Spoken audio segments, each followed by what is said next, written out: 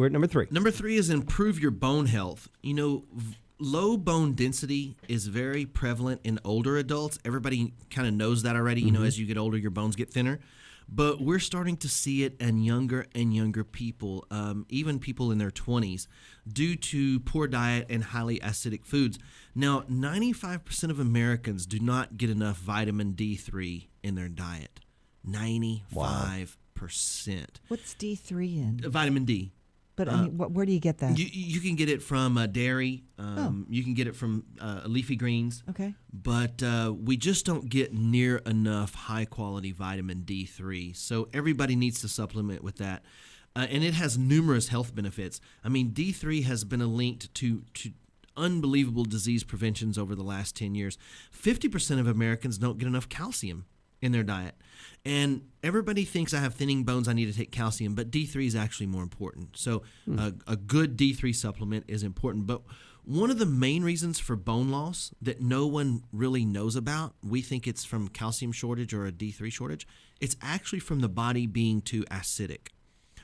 A lot of our foods and drinks makes our body more acidic than what they should be, and we always check everybody's body pH, and I've talked about this a few times on the show, and people are very acidic, and acid is being too acidic is the precursor to inflammation, which is the precursor to a lot of diseases. But also they've done studies where cancer cells thrive in an acidic environment, arthritis thrives in an acidic environment, and if you can stay on the more alkaline side, you have a lot less chance of getting some of these chronic diseases. But one of the main reasons for bone loss is that your body will always fight to make your blood neutral pH. So what happens if your blood gets too acidic, it's going to rob calcium and other minerals out of your skeletal system to put it in your bloodstream to neutralize the pH there. So making you even more acidic in the other tissues and further thinning your bones. So you want to avoid acidic foods, like sodas and processed foods, and add mineral-rich foods like wild-caught salmon, dairy, and leafy green vegetables to your diet. And I know it seems like the answer to everything that we come up with is eat more leafy green vegetables and eat better food, but it kind of is the answer to, most of these disease processes that we have. So the truth is, yes, it is kind of the answer to almost every health condition that we suffer with. It just is. Wow. And so if your body is too acidic, your body will fight as hard as it can to try to keep your blood neutral. So what happens, they do a blood test and they tell you your pH is fine. But that's because your body will keep your blood at a neutral pH at all cost. And so it will take calcium from your bones, it'll take minerals from the rest of your body to try to keep so your blood will be neutral, but all your cells are more acidic, leaving those cells really prone to chronic diseases. And so balancing body pH is one of the things that we always focus on for our wellness programs as well. Now, number 4 on the list is slow down. I see you guys in the morning, you're driving to work, eating, talking on the phone, all of that at the same time. And on the go is the common mode for eating in today's fast-paced society. Everybody's rushed. Taking time to slow down and sit and enjoy a proper meal is one of the most effective ways to make you more mindful of what you are eating and how much you're eating. So slow down, chew your food. It takes about 20 minutes for your body to recognize you're full. So if you scarf down your food, you'll almost surely overeat.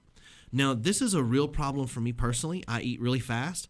I'm type A. I can't help it. I rush even when I'm not in a hurry, and I just can't help it. So I try to slow down, but again, I have pre-measured and tracked what I've already put on my plate, so I can't overeat. It's impossible. Even if I scarf down my food and I don't feel like I'm hungry yet, I know that what I've measured and put on my plate using my Fitness Pal is the right amount. So that really helps counteract this. But again, you want to slow down, chew your food, and try to cut down the distractions. Studies have shown that if you're distracted while you're eating, like you're watching a football game or you're watching TV or you're playing on your phone, you're not as mindful of what you're eating. So if you're not going to track your food, put all of that away and really focus on the meal. And all the studies show that you'll eat less by doing that. Very important. So overeating and too big of a portion sizes are a real problem. Some portions at some restaurants, especially Mexican restaurants, they've done studies, 6 meals worth in one plate. Oh no! Wow. I don't want to know that. Can you imagine that? So, and that's not counting the chips and salsa and the beer. That's one plate of food has 6 meals on it. That's crazy. And so, number 5 on the list is use good spices. Several spices have received a lot of press lately, and it's for good reason. They actually do work. Spices like turmeric, ginger, cinnamon, and cayenne contain valuable anti-inflammatory properties, have been shown to balance your blood sugar, have been shown to help burn fat. So be adventurous with your spices.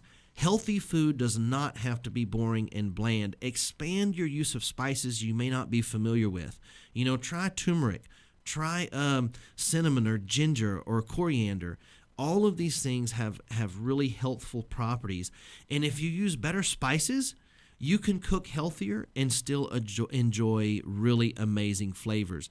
And so, the meals that I prepare at my house are always really good, and we use really unusual spices. When I have guests come over, like, I've never heard of that spice before, but that's because these spices have been shown to be really healthy. And it's just not something that we use. We're stuck on salt and pepper and Tony's. Mm-hmm. And so, use some of these more unusual spices and use them very often. And they've been shown to have really healthful properties. Turmeric, cayenne, coriander, cinnamon. These things are ginger. These things are real beneficial. So there you have it. 5 tips on National Nutrition Month. And there's no better time to begin to eat better food than today.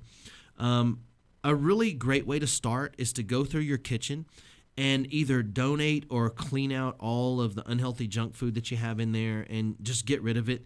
And then fill your kitchen with healthy foods. Eat clean, track what you're eating, and come up with healthy recipes and sort of stick with it.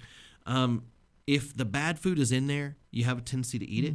So step number 1 with changing your diet is to get rid of it. Now, step number 2, I'll tell you this, is when I leave the house every day, I have a bag of everything I'm going to eat. Yeah, that's a big deal. That entire day. It's huge. What happens, we get to lunch and we don't have anything prepared. We don't know what we're going to eat already. So it's like scramble time. Oh, I'm starving. What am I going to have? So let's go drive through and get this. It's chicken fried steak day at Landry's today. Yeah, exactly. It is. I know that. Yeah. I know that. So prepare what you're going to eat ahead of time and do it the night before. We usually prepare night before what we're going to be bringing that day, and we already have it all measured out and we know. So what did you bring today? Like what did you fix last night to take with you on your day to day? Okay, so I'm gonna have a pre-gym meal. Now mine's a little different than what most people would have. Right, but you're very active. Yeah, and so I try to. Yeah, I have 100 carbs to eat before my gym session at lunch today. Okay. And I have 100 to eat after. Okay. So that's as many as more than most people should get all day. Okay. So you can't go by my carb level because I'm on a different plan. And so for my pre-carb, I brought some organic Morning O's multigrain cereal. Okay. And then after, I will probably have a cup or 2 of rice and maybe a venison backstrap wrap, or maybe I have some pork roast wrap. So I'll try to eat plenty of protein. Okay. And, now on that wrap, are you putting mayonnaise and no, maybe some mustard, maybe some organic mustard. That's it. Okay. Yeah, and maybe some low-fat cheese, but maybe not. Okay. And so you kind of have to prepare all this, and so I have so far with me today. I have a protein shake probably at about 9:30 or 10. And then I'll have some Morning O's multigrain cereal right before my workout. Yeah. And then I work out, and then I go home, and then I eat lunch at home. And then I'll have another protein shake, and then I'll probably have maybe some kind of little steak or fish tonight. I see some of the beautiful pictures you post of your dinner. Yeah. Yeah. Man. I'm glad everybody's enjoying that. We always have a fun time with all of that. So. And you can find Brian. It doesn't sound that complicated except for the venison backstrap. Yeah. That's fine. You can get that. Yeah. Great tips for National Nutrition Month. It's Dr. Kevin from Bryant Wellness Institute. And we're going to have this video up on our website. And you can also go to your Facebook page to check things out. You can. And also, speaking of all this nutrition, we are having another Shop with the Doc program, where I'll go to Whole Foods with you and shop with you and show you what to buy. We're going to actually walk down each aisle with you. It's going to be on March 31st at Whole Foods. Now, these things fill up really quickly, so I think we have a few seats left for March the 31st. And if you want to come, you can call now and register.